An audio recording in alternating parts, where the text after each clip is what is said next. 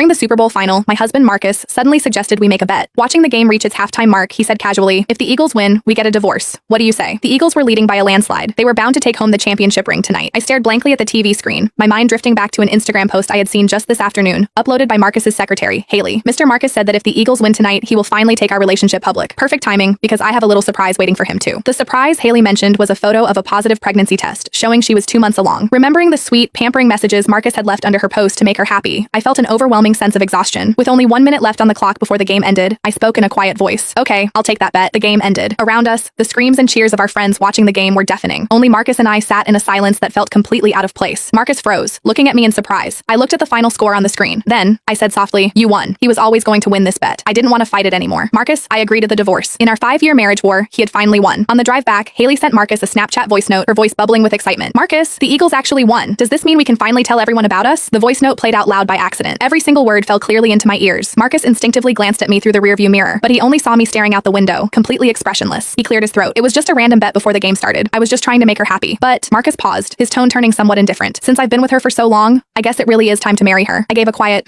"Have your lawyer draft the papers." Seemingly not expecting me to agree so easily, Marcus was slightly taken aback. Then he said, "There's no need to rush it like this." I met his gaze calmly. "We wouldn't want to delay your big announcement. It's better to sign the papers as soon as possible." After all, she's been waiting quite eagerly. I wasn't lying. Haley had been with him for 3 years, but she had never gotten the chance to show him off publicly. As long as Marcus and I were married, he couldn't bear to let Haley be labeled a homewrecker. Marcus stared at my face, trying to read my expression, but I was too exhausted. I just closed my eyes. I didn't want to say another word. As we neared the house, Marcus suddenly said, "The power went out at Haley's place. She's terrified of the dark. I need to go over and keep her company." "Okay, just drop me off at the next intersection," I said, not even looking at him. I was already too used to this. Marcus hesitated. Only after I stepped out of the car did he say, "I might not come back tonight." I nodded, my face completely calm. "Okay." After Marcus's car drove away, I stood on the sidewalk for a while. My phone buzzed. It was a Snapchat message from my best friend Amber. "Did you and Marcus leave early? I can't find you guys at the party." Marcus had hesitated for a long time about coming to this game tonight. Maybe out of guilt, or maybe remorse, he had still ended up coming with me. I replied to Amber, "Yeah, we're getting a divorce." Amber replied instantly. "Because of Haley? Why won't that girl just disappear? She's just a secretary." Has Marcus lost his mind? Maybe he had. I didn't know when things had started to change between Marcus and me. When did it begin? Probably when his work got too busy, and we talked less and less. He stopped sharing the funny little details of his day with me. His replies to my messages took longer and longer. Strangely, the thought of divorce didn't make me sad. Instead, I felt a weight lifting off my shoulders. We had known each other for 8 years and been married for 5. This marriage, which had kept me awake for countless painful nights, was finally coming to an end. Just then, a voice note from Marcus came through. "Go to bed early." Marcus always had this habit of slapping me first and then giving me a sweet treat. I was used to this way of living too. Back home, I collapsed onto the couch, feeling drained. I stared numbly at the empty house. I don't know how much time passed before my phone lit up again. It was a notification for an Instagram update from Haley. I clicked on it. It was her relationship hard launch post. "Congrats to the Eagles for winning the championship. Mr. Marcus won his bet. Family of 3, finally together." The photo showed 2 hands overlapping on top of a pregnancy report. My hand automatically drifted to my own stomach. My own medical report from yesterday's checkup was still sitting in my purse. 4 weeks pregnant. It was my second pregnancy.